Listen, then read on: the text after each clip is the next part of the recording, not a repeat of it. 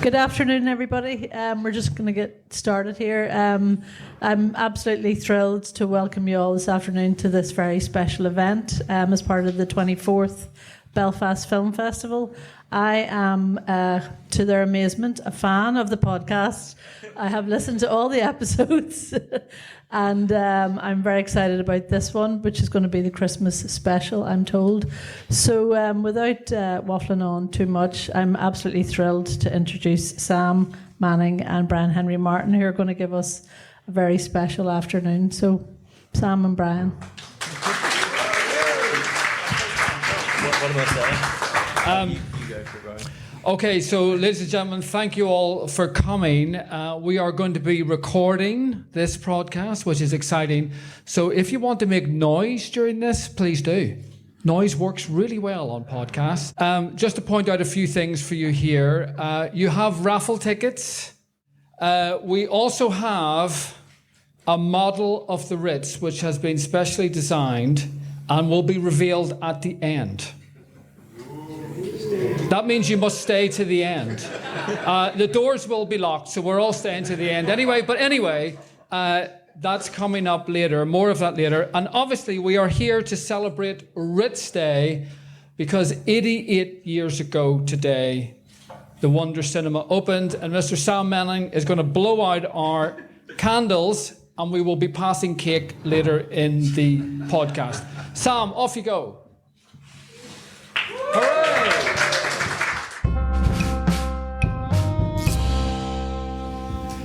Welcome to the Wonder Cinema podcast, live at the Belfast Film Festival.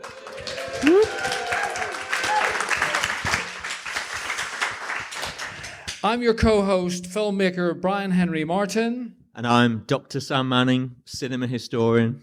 So, Sam, we decided to make a podcast and tell the story of just one cinema. Sam, why did we decide to do that? Well, the Ritz was the grandest, most upmarket cinema in Belfast at the time that it opened. It seated over 2,000 people. It was the height of glamour in the 1930s, but sadly, we lost the cinema in the 1990s. So we felt it was really important to tell the story of that cinema, the history, not just of the building, but the people who went, the memories they had that they're there, the films that were shown, the stars that came, the social importance of the cinema to Belfast. And the rise and fall of this Wonder Cinema. And it takes us on a journey from The Wizard of Oz to Reservoir Dogs. Both of those films played in this cinema over a 50-year period, which is quite incredible. So we're going to take you on a visual journey, which works really well in a podcast. Whose idea was this, Sam? But anyway, we're going on a trip down memory lane to look at some stunning photographs of the Wonder Cinema. So, Sam, take us away, please. Okay. So the first photograph, you'll be thinking, where is the Ritz? Obviously, it's not there at this point. So we thought it was important to show you what was happening at the site before the cinema opened. This is the early 30s. It's a fairground, as you can see. And I think the important thing here is this has always been a site of entertainment, or at least for a long time before it was a cinema, it was a site of fun and leisure and a place to go out to. So where exactly are we in the city here, Sam? Just explain to us where this is. Yeah, so we're looking out from Grosvenor Road, or I'm English, sorry. I think you'd call it Grosvenor Road, but I'll stick with Grosvenor Road. We're looking out across Fisherwick Place. You can... Kind of Inst is hidden here, but you can see the old Belfast College. Across the road, you have another cinema called the Kelvin, which is actually the first purpose-built cinema in Belfast. So you're looking out over the fairground, which is where the Ritz would eventually be built. That is the site of the Leonardo Hotel today. More of that later. But Sam, what's interesting to me is there is an entertainment footprint in this very location. Yeah, absolutely. I mean, this is the kind of entertainment centre of Belfast at this time. Just opposite from here is the Belfast Hippodrome, the Grand Opera House. And what I love about the 1930s is, unlike today, where every derelict space is a car park, it was a fun fair. Come on, 1930s. But Sam, this was the location that Union Cinemas chose to build this Wonder Cinema in 1936? Yes, so Union was a big independent English circuit. They were building cinemas all across the UK and Ireland at that time. They recently built the Strand in Belfast, which we're very fortunate to still have. They built another cinema called the Majestic on Lisburn Road. Those were both big, but still smaller than the Ritz suburban cinemas. What they wanted was a real showpiece site, a big, glamorous cinema to really fit the centre of Belfast. And soon the funfair was to be cleared away. And this was a time of cinema boom in Belfast. So between 1933 and 1937, just in the space of 4 years, 17 cinemas were built in the city of Belfast. I mean, to be alive then, Sam. Absolutely. And I should say 3 of those cinemas opened on one day, the 12th of December, 1936. Now you've done it, Sam. You're going to have to name those 3 cinemas. You're testing me here. Yeah. The Curzon, the Park, and the Broadway. Whoa, well done, Sam. Yes, well done, indeed. Then, Sam, the opening night comes, and Belfast has never seen a building like this before and will never see this again. This is a photo by Hogg, taken very close to the opening, perhaps the opening night. We think so because on the left underneath you can see the film being advertised as Queen of Hearts. That was the opening night film. So if this wasn't taken on opening night, it was taken very, very close to that date. Obviously, we talked about this on the podcast, the name Ritz, why they would have chosen that name, what that signified to people. But also, there are neon lights here. There are 3 miles of neon lights on that building. The name is emblazoned 7 times. This could be seen from every corner of Belfast. This was a lighthouse illuminated across the city for cinema. The other key feature you can probably see at the bottom are the tram lines. Yeah. This is a place where people come to from all parts and directions of Belfast. They also built a canopy to go along the edge of the building so that if you queued in the rain, you didn't get wet. Hello? What happened to that? I mean, that's a great idea for Belfast, right? Yeah, there aren't queues anymore, but it still rains. Now, here is the opening night programme, which is really interesting to look at, Sam, because the thing that really jumped out at me is, where's the film? I mean, this is a cinema, right? But where's the film in the bill? It's number 6. So tell us what was happening here, Sam. Yeah, as you can see, the opening night wasn't just a film screening. It was a huge event. It was one of the big social events of the 1930s. It featured an opening ceremony with various dignitaries from Belfast. Then we have what is the main event, which is the appearance of Gracie Fields. Who, I don't know how many of you know who Gracie Fields is. I can see a couple of nods. If you don't know who she was a massive deal in the 1930s. She was one of the biggest, if not the biggest, British film star of that time. At one point in the 1930s, she was the highest paid movie star in the world, reportedly. The Rochdale Nightingale, brilliant singer, comedian, actress. She could do it all. And here she was in Belfast to open the Ritz Cinema. Yeah, and after she came on, she sang. She always sings when she performs. There were other performers as well. And it was only then that they moved on to the kind of film presentation. So they showed a newsreel, they showed the forthcoming attractions, and then Gracie Fields in her latest film, Queen of Hearts.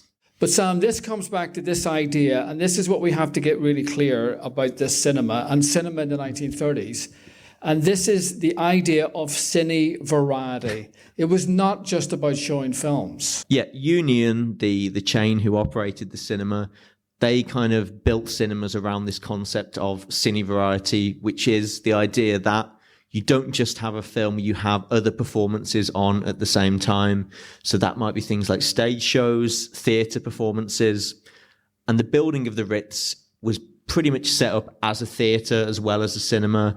Yeah. It's very much set up in that way. But I love this idea of cine variety because this is coming full circle again, because now we're looking for live elements to all films. Now, because we can watch a film at home, here they can just go to a theatre, but to put the two together, that was the magic.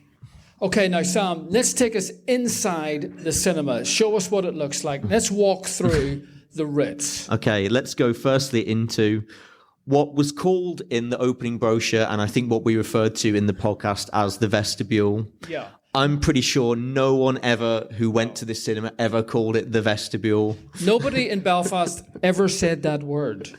This is the foyer, might be the poshest way of kind of describing it. But tell us what we're looking at here, Sam. So as you walked in off the street, on the right you would have the pay desks and the kiosk. You could also walk into the stalls, which is the bottom floor seats. On the left you have these kind of very glamorous chairs. You can see the decor, I think, is very much looking back to the Edwardian and Victorian period. There were lots of cinemas that were much more Art Deco, much more modernist when they were built, but I think there's still an element of this which is looking back. One of the articles when it opened described it as restrained modernism, and I think that's a description that really fits. Another thing that you can't see here that was described in the opening brochure was the addition of a fish tank. A fish tank. Every cinema should have one. Every Chinese restaurant had one, so why not cinemas? But we've never seen the photograph of the fish tank, have we? Yeah, we can't work out exactly where it was. Has anybody here ever seen the fish tank? Is there any evidence that it was ever built or existed? Anyway, we're very keen on the fish tank. We'd love to see it. We haven't yet. But as you potentially walk past the fish tank, through the vestibule or foyer or whatever you want to call it, you would reach this set of stairs at the end of the corridor. Again, very glamorous. You've got the chandelier, this kind of, thick carpet, which just is a world away from what people would have in their own homes. You can see the signs at the side leading people up to the cafe. The cafe. And this is the idea of the picture palace. Us ordinary mortals would go into the stalls here, to the right or to the left. If you went up these stairs, Sam, you either went to the cafe or you went to the balcony. The seats at the front of the balcony were the most expensive in the house. That's where you wanted to sit if you had the money to do so. And also because you could throw things down on the people in the stalls, which was half the fun, but yes. Yeah, that definitely happened a bit later with some of the music acts that played there. At the front, you can see the organ, which we'll talk a little bit about later. Yeah, I think it gives a sense of firstly the scale of the cinema, but also the grandeur that people were walking into coming off the streets of Belfast. We're going to skip slightly. You've just jumped off the balcony here down into the stalls, and I think I mentioned the scale just there, Brian. I think this picture even gives you a better sense of that scale. So we're talking about 1,000 seats on the balcony. We're talking about 1,100 seats below, more than 2,000 seats. So let's just think about this for a moment. The Opera House is about 900 seats. The Waterfront Hall is like 1,500 seats. This is more than 2,000 seats. And they're watching one film. I mean, imagine watching The Wizard of Oz with 2,000 other people in that kind of venue. Incredible. Yeah, I don't think they have the same space as they have today. They were kind of crammed in like sardines a bit, maybe. Even better. Okay, and we'll move down to the front of the cinema. You get a much better sense of the organ, I think, here. The £10,000 organ, which is expensive today, but in 1936 money is a hell of a lot of money. You can see all the curtains at the front. I think the big proscenium arch, this looks like a theatre to me rather than what we think of as a cinema now. Yeah, we got slightly sidetracked on the podcast about curtains because I was trying to think to myself, why do we have curtains in cinemas? What is all that about? And when you see this is not curtains. This is luscious drapes. This is curtains upon curtains. This is reams of curtains. Somehow the opening of a curtain in a cinema is still magical today. You take it away, there would be a riot. People want the curtain opening, Sam. It's showmanship, isn't it? That's when I've talked to people who went to the cinema in the 40s, 50s, 60s, I think some of whom are here today, they often talk about this idea of what's missing from cinema today is the showmanship, the sense of spectacle, the sense of waiting for the film to come on. The anticipation, Sam, the anticipation. And we know this because, the lights would dim, the anticipation, the curtains would open, the screen gets wider, the organ would rise from the floor in a blaze of light.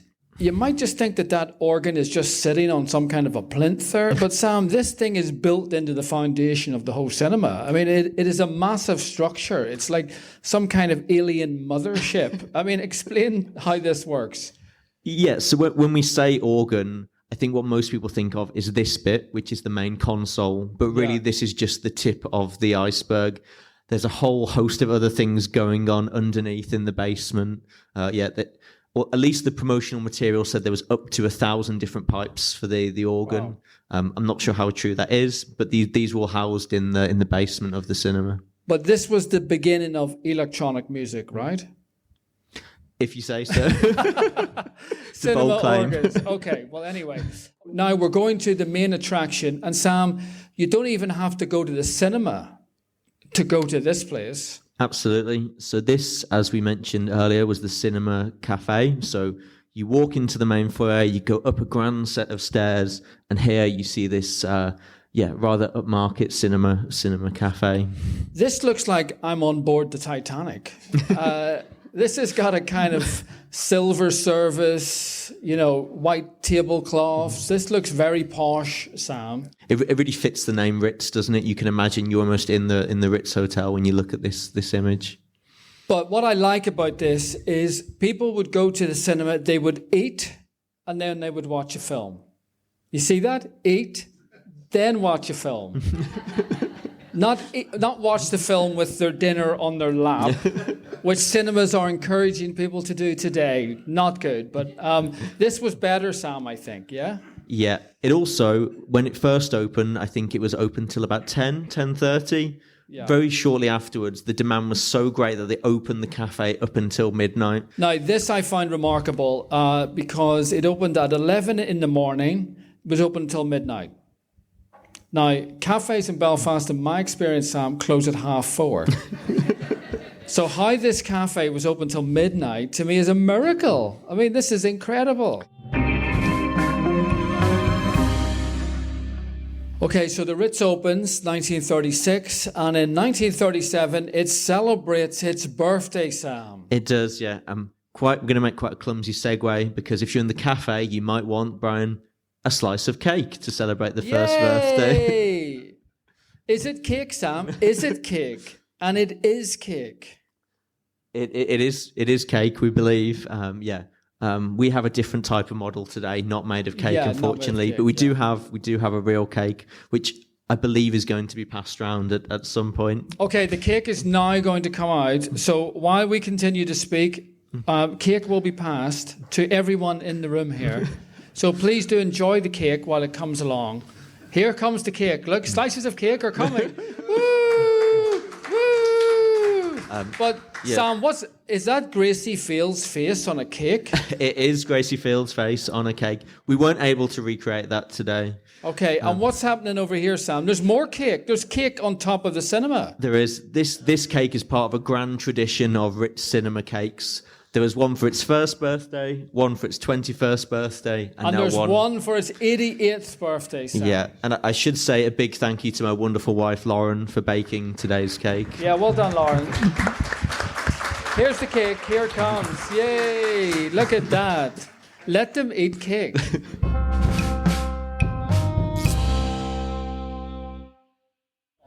So, can you tell me your name, please, sir? Peter Hitchcock. Okay. Oh, Hitchcock. That's a good cinema name you have, Peter. But tell me about the Ritz Cinema from your point of view. Well, I went there quite frequently in the 50s, and I was always impressed by the commissionaires, how well presented they were. They wore good quality uniforms. With one stage they were green with gold epaulets over their shoulder, or a later stage I think it was burgundy, and even in the winter time they wore I suppose you'd say, an army officer style greatcoat, but still maintaining the livery of the summertime uniform. And I heard a story about one of the commissioners, and when he spotted one of his mates down near the end of the queue with his girlfriend, he would, to help them up, he would go down saying, "Single seats in the front stalls, single seats in the front stalls." And of course, nobody moved other than his mate. And when they got in, then he would bring a few more in. But it was a good time for the cinemas. First of all, You're a very easy interviewer. if you can tell me your name, that would be great, and why you're here today. I'm Veronica, and I'm here because my friend remembers going to the Ritz, and my husband and I went to the Ritz when we were courting. So, tell me about your experience at the Ritz. I mean, what was special about that It place? was special, it was lovely, it was glamorous, and you felt you were having a really wonderful day out, and you maybe had a meal as well. And the part of the entertainment was the queue. Did anyone tell you about the queue? Well, wasn't it great that they built that canopy? And that was lighted as well, you know, so you could queue under there with lights there. And there was a famous singer who sung. Yes, and my husband knows his name, but I can't remember. But he sang "Beautiful Dreamer." Everyone was a beautiful dreamer then, you know that well? We all had dreams walking into the He cinema. got chased by the police all the time because he was begging for money. And he was chased by the police and he would have gone away. And then when the police went away, he came back. But he started at the exact word he had stopped at. You didn't get any extra.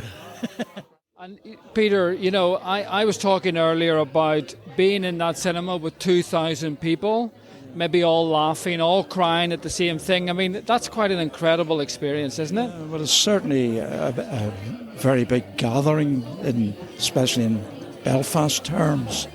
So, yeah, no, you felt a certain unity, and of course the programs were continuous, but you always try to get in before the beginning of the big screening.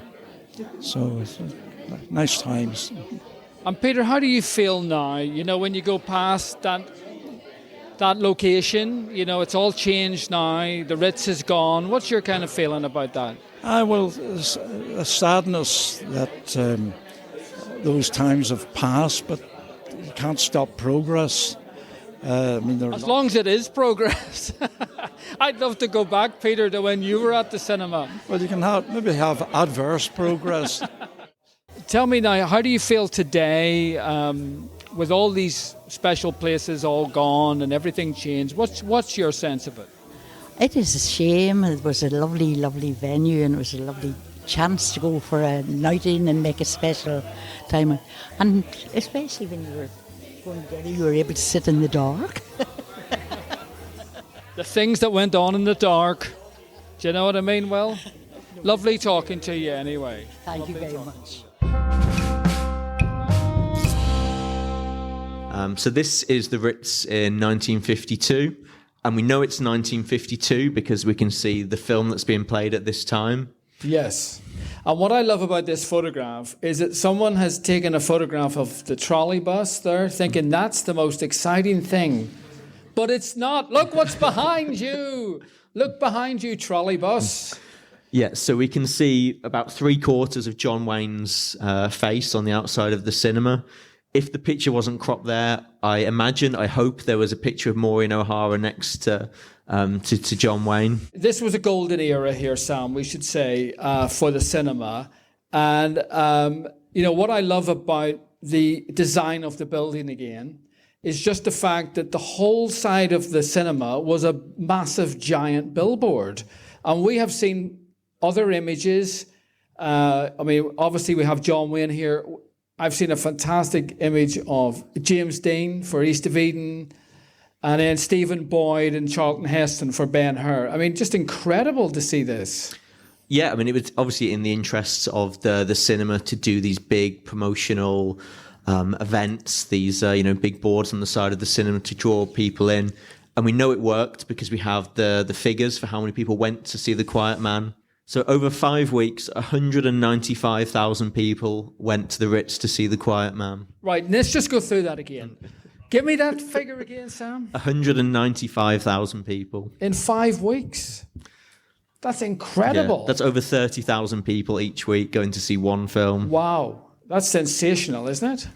It is. And after that, it would have been shown in other cinemas in Belfast as well. So, yeah, probably, half of the people in Belfast or even more than went to see the Quiet Man while it was shown. Yeah, so we should just explain that, Sam, that when The Quiet Man came to Belfast, it played exclusively at the Ritz and the Ritz only. Not like today where the same 4 films are playing in 20 shopping centres. This was the one and only venue playing The Quiet Man. Yeah, and different cinemas were linked to, or different chains were linked to different distributors. So the Ritz had first preference on MGM and Warner Brothers films. So yeah, if you wanted to come and see The Quiet Man first, you had to come to the Ritz, but you'd have to spend more money to do so if you wanted to see it when it first came out. And if you would like to listen to me trying to wrap my head around continuous programming and what that means, you can listen to the podcast. But it's safe to say that you could enter at different points of the film, Sam. But I mean, what an amazing time this was, the 1950s. Yeah, and the other thing that happened in the 1950s were midnight matinees, which I'll show you some pictures of the programs here. These actually started in the 1930s, very shortly after the cinema opened. The first one was in 1937 with a film called Green Light, which starred Errol Flynn. And that's important because Errol Flynn's parents lived in Belfast and went to see him on the screen. He wasn't there, unfortunately. There are lots of different stories about Errol Flynn coming to Belfast. I think some of which might be true, some of which are very, very fanciful. Someone told me that Errol Flynn rode a horse up Cave Hill, which I would, I would absolutely love to believe is true. But that's true, Sam. Yeah, if someone can provide proof, I'd love to see it. Don't let the facts get in the way of a good story. That happened, Sam. That's definite.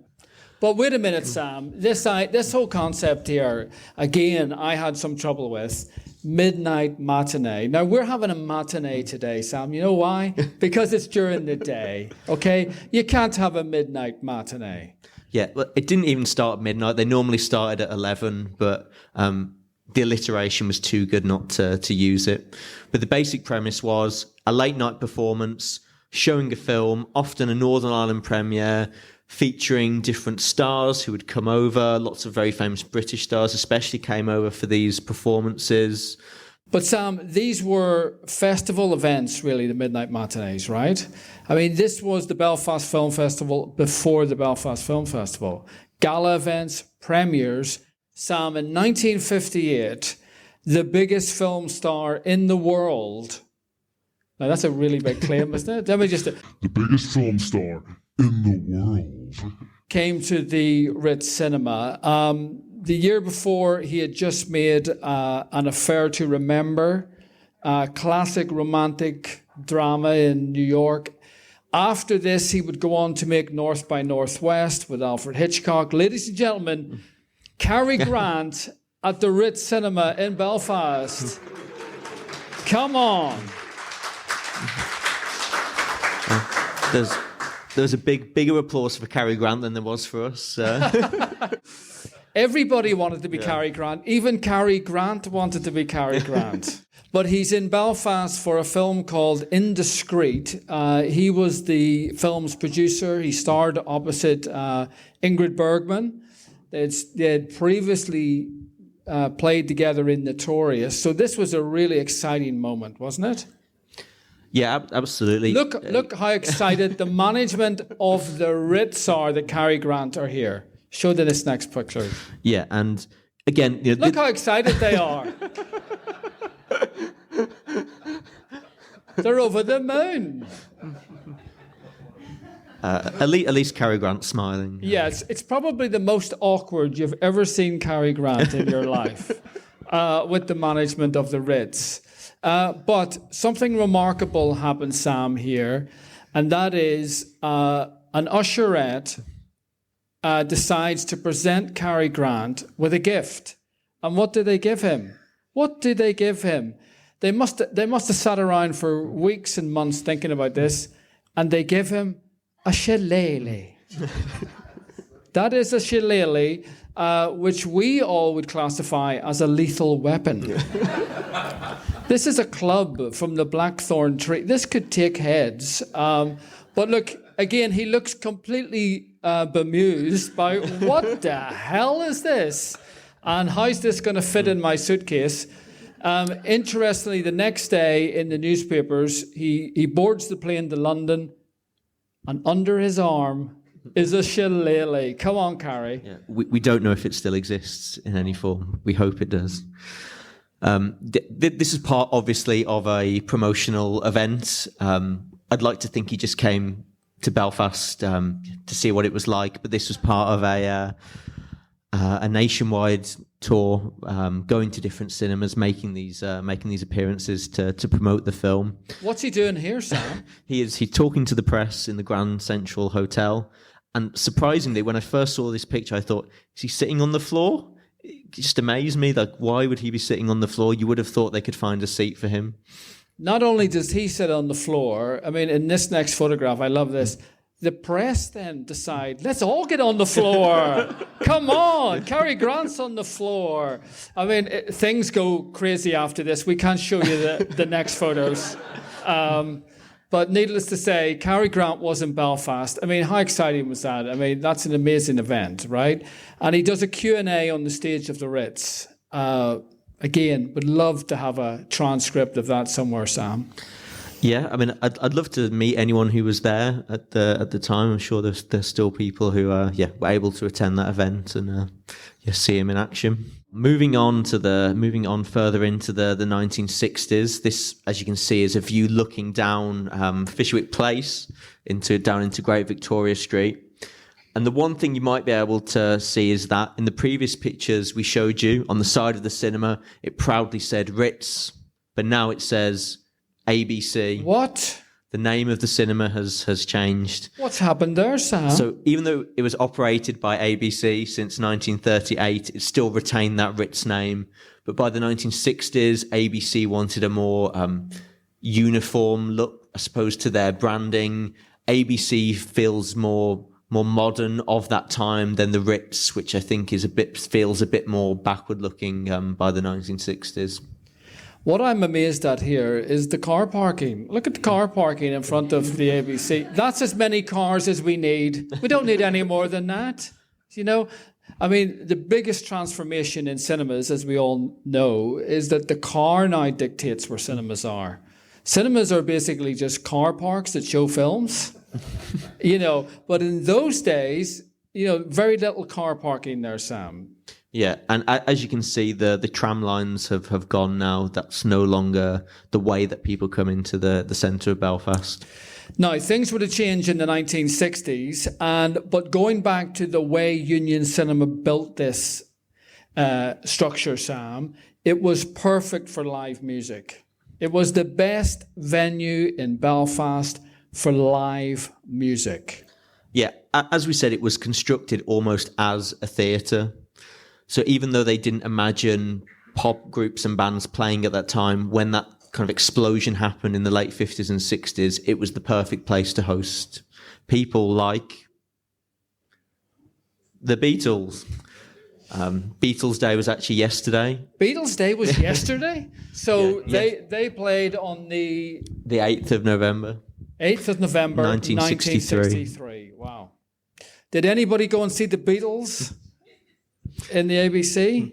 I didn't see it. I couldn't get a ticket, but it was outside. Oh,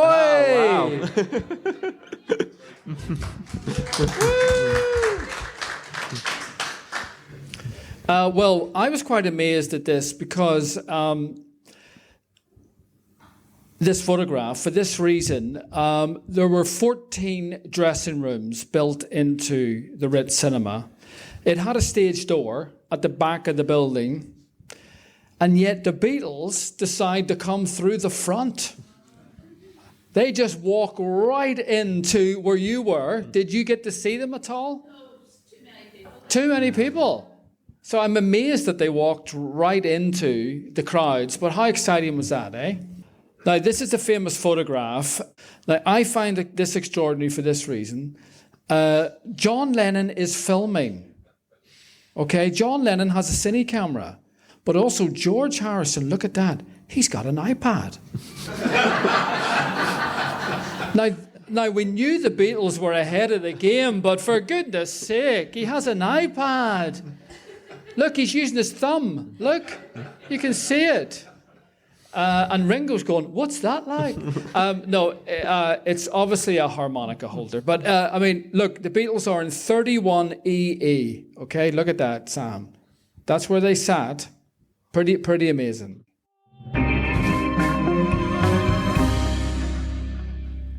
Okay, moving on into more difficult times. This is a picture, obviously, from the early 1970s.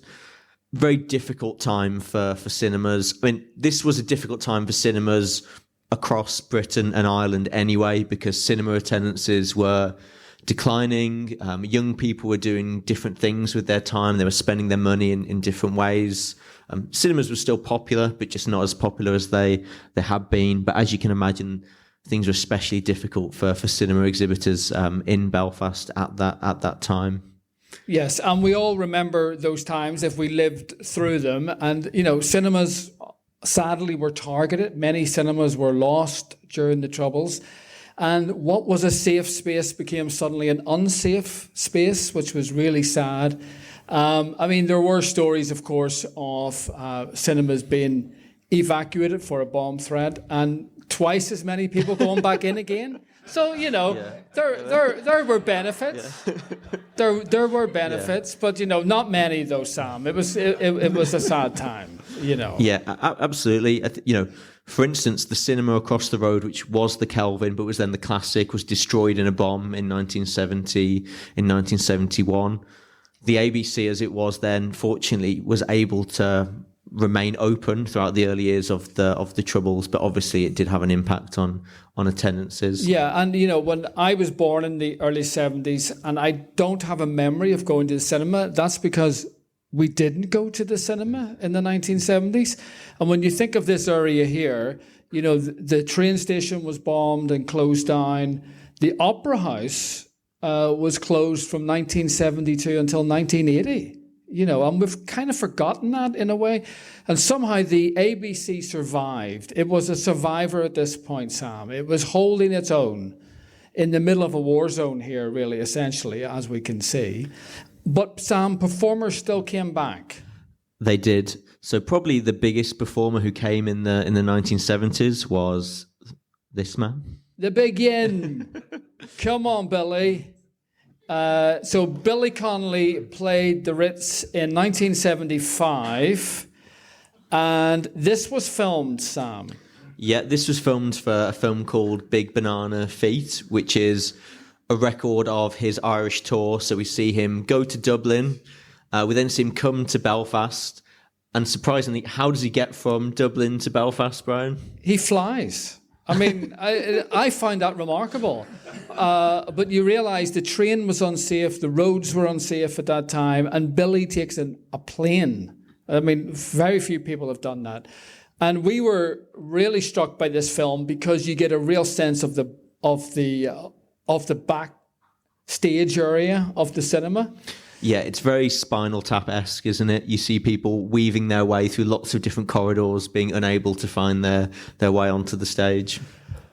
And Billy, of course, appears with his big banana feet. Chuck Berry also played the cinema at this time, and these were the last kind of people to play the cinema, which is very sad. So I think, as we said, cinema attendances were in decline, but that didn't mean that some films could not be very popular in the 1970s.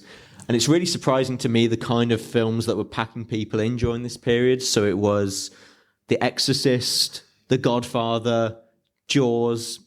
Horror, Sam. We want horror. Yeah. What Belfast needed more horror. Yeah. I'm not from Belfast. I wasn't here in the 1970s, but that obviously was what was drawing people in, as it did in other, in other parts But of the Sam, world this as well. was the beginning of the blockbuster. Now, we call it the summer blockbuster, but it didn't play in the summer. It didn't. So it opened in the US in the summer of 1975. It played in other parts of Britain and in Dublin in Christmas 1975. The ABC in Belfast decided not to play Jaws as a Christmas treat because instead they thought people would want to come out and see Barry Lyndon for a longer period of time. ABC, yes. Now you're talking. Obviously, the Stanley Kubrick masterpiece, my favourite film of all time, but I can accept that the public probably would have preferred to have seen Jaws when it first came out. Okay, but Sam, we have reached the moment of the raffle. Because tell us why we're doing a raffle with Jaws theme. We picked this particular film for the raffle because in one of the stories about the popularity of the film, it claimed that the cinema was selling Jaws merchandise. It said they were selling Jaws t-shirts, Jaws bags, Jaws badges, Jaws sweets for patrons. What we wouldn't give for that? A Jaws t-shirt? Sam, amazing. So, Sam, you have made up your own merchandise here. We have, again, with the help of my wife. Yes. And don't forget, inside this bespoke ABC Jaws merchandise bag is also a Big Banana Feet Blu-ray and Shark Sweets. Correct. Isn't that right? Yeah. Okay, so Sam, you're going to draw the raffle. Here we go, people. We're going to have two winners. Two winners. Okay, the first winner is number 28. Number 28. Number 28. The second winner, if you still want your prize after seeing the first one, is number 14. Number 14. Number 14.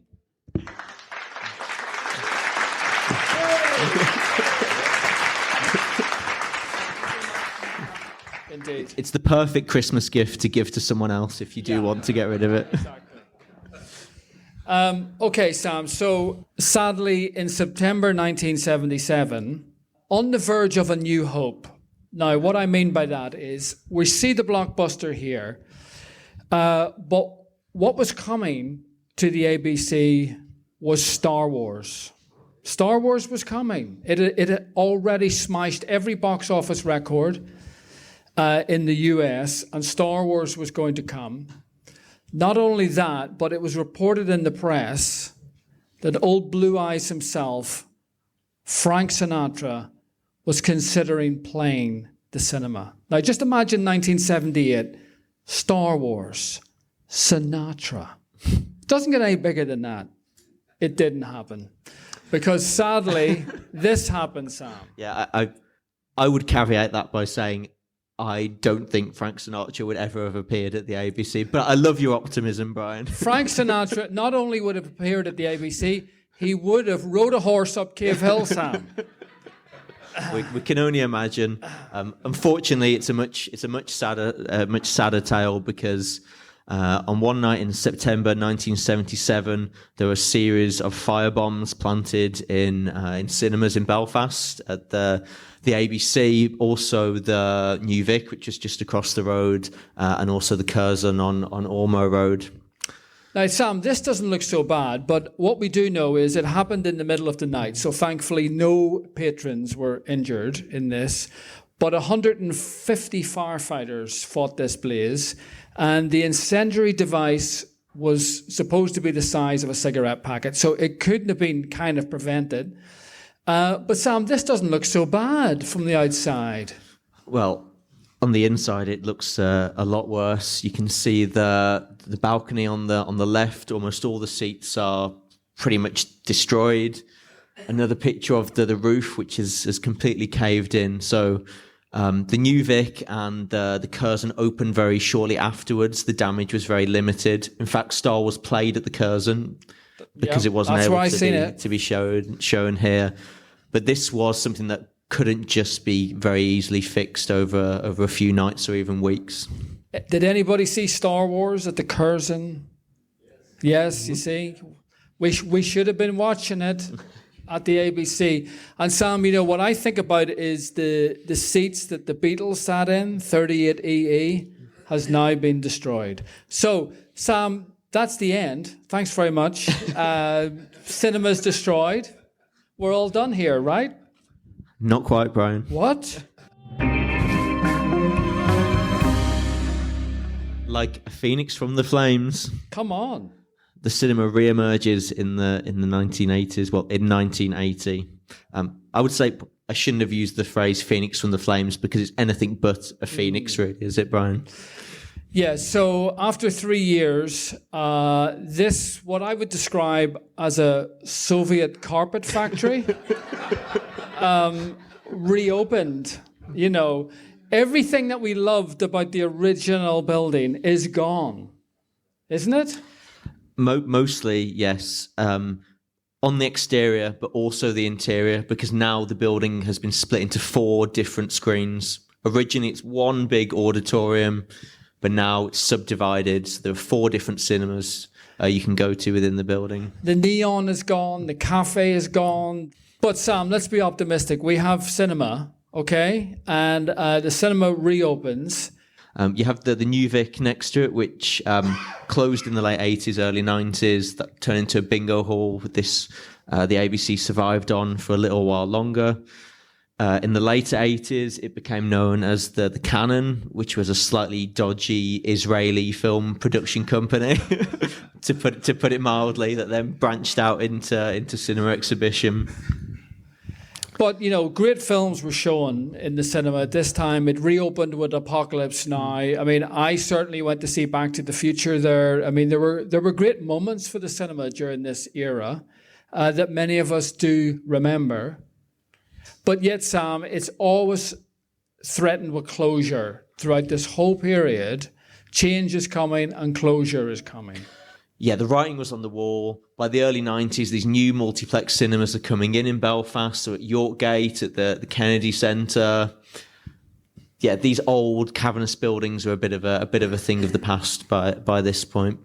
And sadly, the cinema closes in 1993, and then a year later is knocked down. And the final films that play at the cinema, I think, are particularly apt, Brian. Yeah, it's quite incredible because we were really interested. What would be the final program of films showing on the site? And they were Falling Down, Michael Douglas, if you remember. Yeah, The Vanishing. The Vanishing. And Indecent Proposal. And Canon is bought by MGM. So obviously we're now going into the world of MGM. And what's going to happen, Sam, to cinema? Yeah, so they decide they don't even want to build a new cinema on this site on Fisherwick Place. They want to turn that into a car park and then a hotel. It's either a coffee shop or a car park, Sam. It has to be one or the other. Yeah, but they decide they're going to build a new cinema on Dublin Road. You can see some of the concept drawings, which that even looks a lot more glamorous than it turned out to be through the concept drawings. It has at least some of the 1930s glamour about it compared to the cinema that was eventually constructed and opened in 1993. Yeah, so the Ritz, the Canon as it was then, I think closes on the 1st of July 1993, and this opens the following week. So it's a very quick turnaround. And it's MGM, then it's Virgin, then it's UGC, yeah. and then it's Movie House. But Sam, that cinema is still there today, and everything is wonderful. Yeah. I'm sorry to tell you, Brian, that cinema was demolished at the beginning, closed and then demolished at the beginning of the pandemic. The saddest thing about that was the final film I saw at that cinema was Cats. So a particularly depressing experience. And they demolished the cinema, but kept the car park. That is for sure. But wait, Sam, this feels like a really sad ending to everything. This can't be the end of the whole event and the podcast and the story that we've told. There must be a way of bringing the Ritz back to life. And to do this, we needed a set designer to help us. Isn't that right, Sam? So we have a special guest with us, who's Mr. Stuart Marshall. Stuart, would you please join the stage, please? Here he is, Stuart Marshall.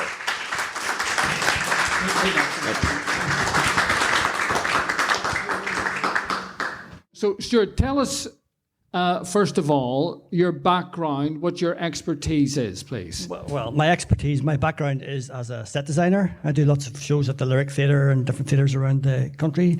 So as part of that process, I make a model of each of the sets that I'm designing. And so during the pandemic, as we've mentioned already, because all the theatres were closed, I got interested in the old history of Belfast's theatres and cinemas. I was making a model of the Opera House at that time, and as I had an enormous amount of extra spare time, it wasn't something that I was particularly interested in beforehand, but I started to research the history of cinemas and theatres in Belfast, starting off with places like the Alhambra Theatre, which was in North Street, and the old Empire Theatre, and then I got interested in the Hippodrome, and gradually worked my way forwards in time. And Brian just happened to contact me. He'd seen a couple of my pieces before, and Brian just happened to contact me and told me about his project. And he wondered whether I would have time to apply my talents into making something to celebrate the Ritz on this glorious occasion. At that moment, I should say, I tried to use the old Jedi mind trick. Stuart, you will build a model of the Ritz. And just to see if it would work, but Stuart, tell us what an undertaking. Tell us what an undertaking it is to actually kind of build something like this. Well, I'd actually been in the Ritz when I was younger. I don't think I was ever in it when it was the one cinema, but I remember being in it when it was the multi-cinema. I remember the staircase. I remember going upstairs in the big, enormous empty foyer that was there. And so you mind your dreams. Stuart, so I tried to obviously. If only, as so often happens, if only I had taken photographs of all these places when they were there in the 70s and 80s when I was about. Normally, my pieces are sort of head on, so it's like one view from the front or the side, whatever. But I was inspired by the old images of the Ritz taken from sort of like the centre of the crossroads, where you can see both sides of it, and obviously, that was the way it was designed, so that when you were outside the front corner, you would see the whole building sort of right in front of you in perspective. You're building the anticipation here, Stuart. We are on the edge of our seats, and yes, I'm sure he'd rather look at the model than listen to me. But especially when we look over and we see even the drape that you've put over the model even has the Ritz emblazoned in gold. All this talk of curtains, I brought my own little curtain to. Are we ready to see the model? The moment has come, ladies and gentlemen. 88 years later, on the 9th of November, the Ritz lives once more. Reveal the Ritz.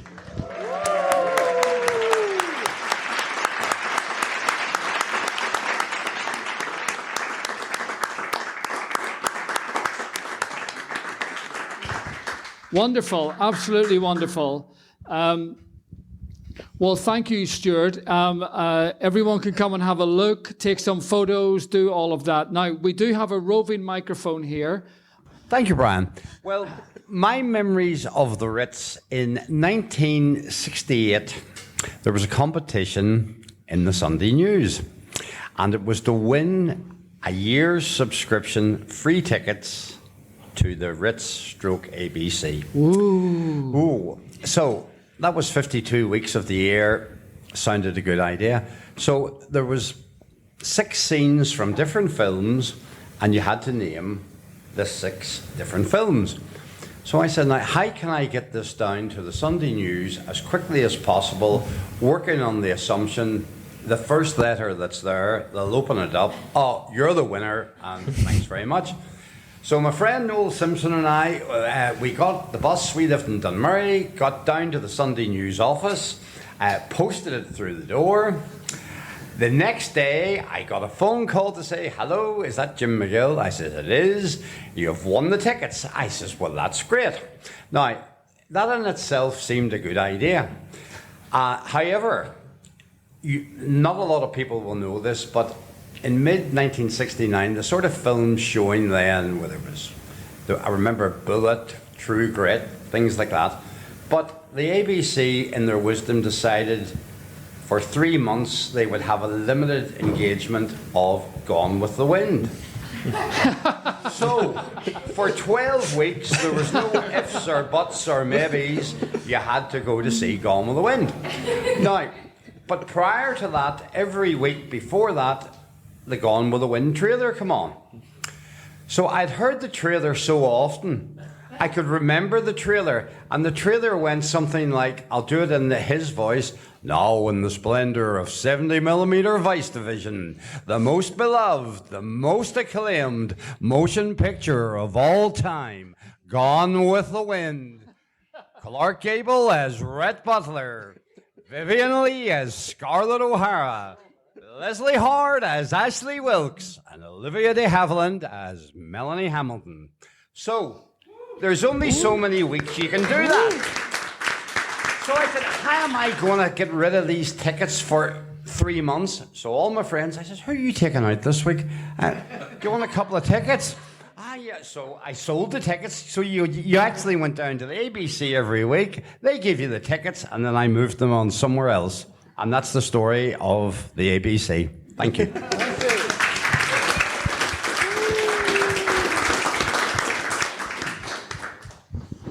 Okay, anybody can top that. Any other comments, thoughts, just general questions for Dr. Sam? Anybody? Oh yeah, there we go. There's one there. Look, it's coming. Yeah, absolutely. Come on. Can I ask what happened to the B films? In terms of when they stopped being shown. Yes, Yeah. Sam. So, what happened to the B films? So, well, Brian talked about this thing, continuous programming, earlier. So when the cinema first opened, you didn't have to go in at a set time. The whole program was on a big loop, and you could come in anytime you want. And on that loop might be a newsreel, a B film, then the main feature. That started to change from the late 50s, 60s, where cinemas introduced fixed programming, which is more like what we know now, where you'd come in at a certain time. Let's say they would advertise 2 programs, one at 4 and one at 7. Probably at that point, you would still have a B film. So there would be a B film, then a main film. And that probably would have carried on into the 1970s, but it was dying out by then. And definitely by the time the cinema closed in 1977 and reopened in 1980, I think those B films would have stopped showing. But if any of you were there at that time and want to contradict me, that's absolutely fine. Sounds good to me. Okay, any other comments or from anybody? Is there? Yeah, I can't see. Just a wee human interest story. Sure, please. I'm here with my 2 sisters and my brother. Our parents worked in the Ritz. My dad was a projectionist and Wow. she was an usherette. Fantastic. That's how they got together, and we're here.